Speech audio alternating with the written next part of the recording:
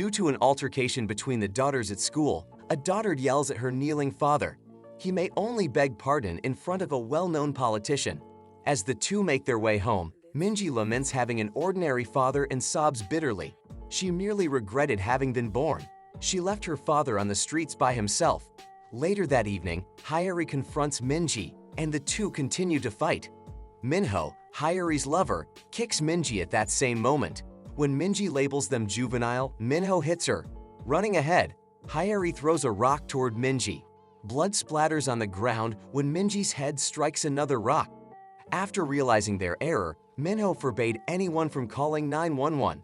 Calling someone to clean up their mess is what Minho and Hyori do.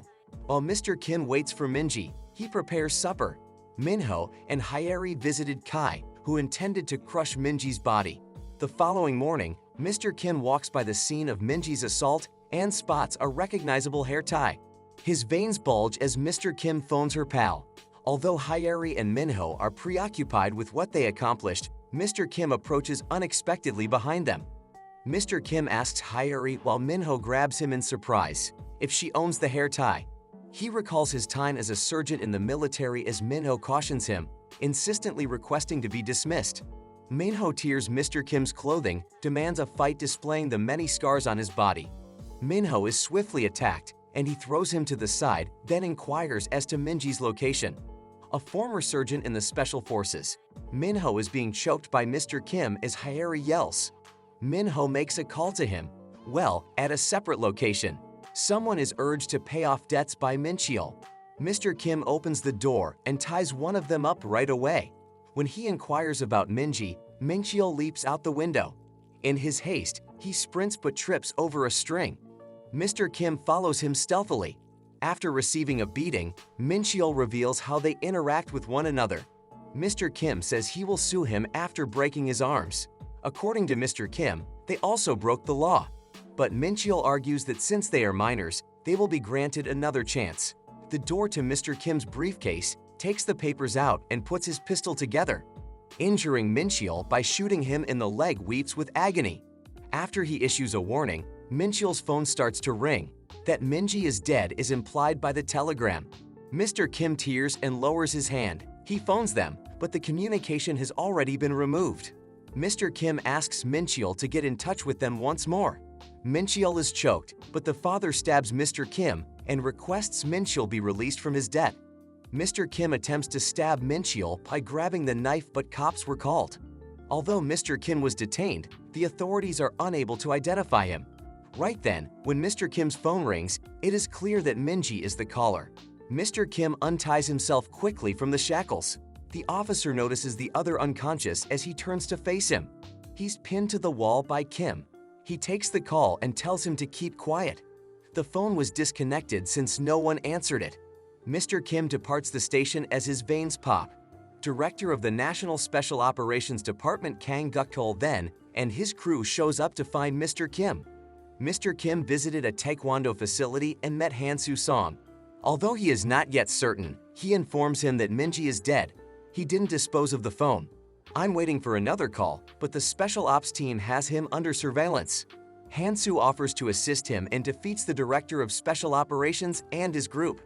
Mr. Kim asks for a bunker as they flee. Mr. Kim uses the computers to look up Minji's position while Han-soo fires up his old vehicle bunker. The two showed up in a high school populated by criminals. They entered together, but the pupils persisted in assaulting them. Han-soo and Mr. Kim sent the students with each blow and kick, soaring. When Mr. Kim gets there, the phone is there. He finds Minji's phone with Shin Sung-ho after scanning the area. He outpaces everyone en route and inquires about the source of Sung-ho's phone. Sung-ho displays the wallpaper and makes an attempt to minimize it. Sung-ho was assaulted. Mr. Kim continues to beat him until Han-soo intervenes. A moment ago, he just obtains a box of phones at random and unintentionally dials Mr. Kim. Considering the discussions, Sung-ho asserts that Minji is the victim of bullying. Mr. Kim sobs, feeling like a useless father. Han-soo, though, orders him to find Minji quickly and make amends. Han-soo also counsels him to maintain his resolve. Mr. Kim queries Sung-ho about the source of the phone. When two dads see an inebriated beggar, they inquire about the phone. According to the beggar, He traded it for a bottle of soju. He remembers picking it up. Some men threw him, and he got up. He demands the license plate from the beggar out of wrath.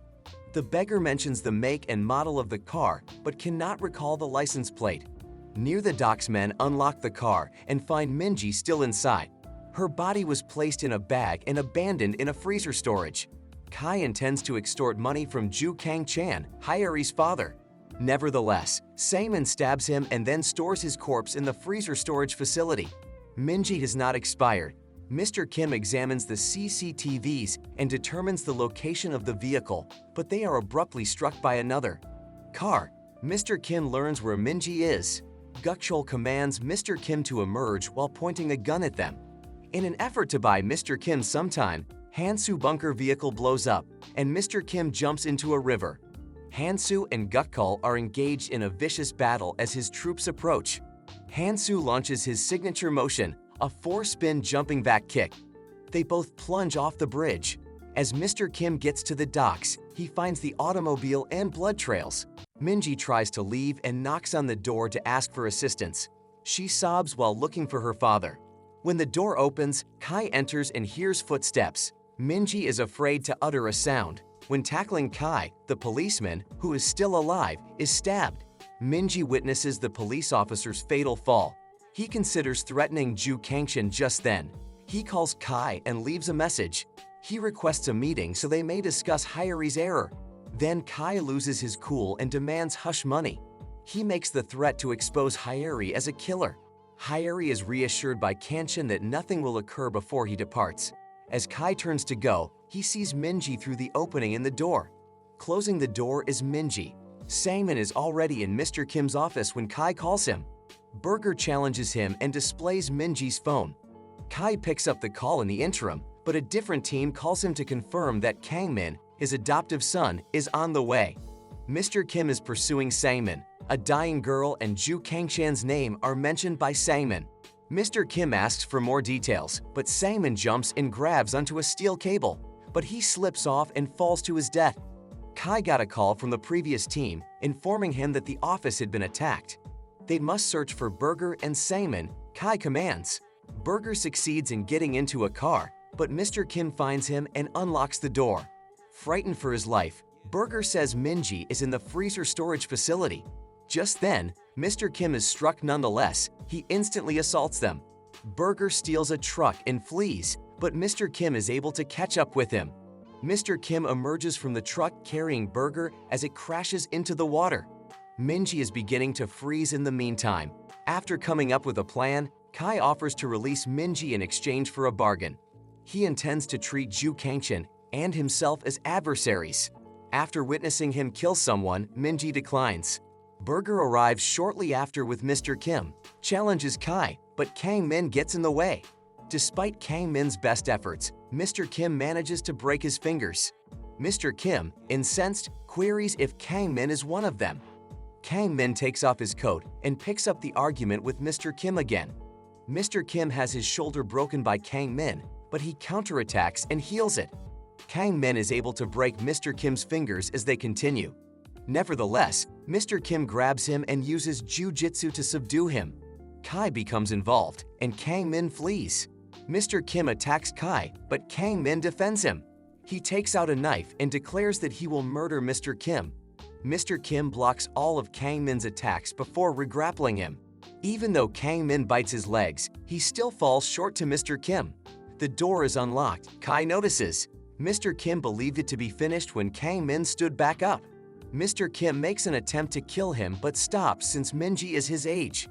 Kai enters the chili warehouse and assaults a body he mistaken for Minji. Minji, however, comes at him from behind.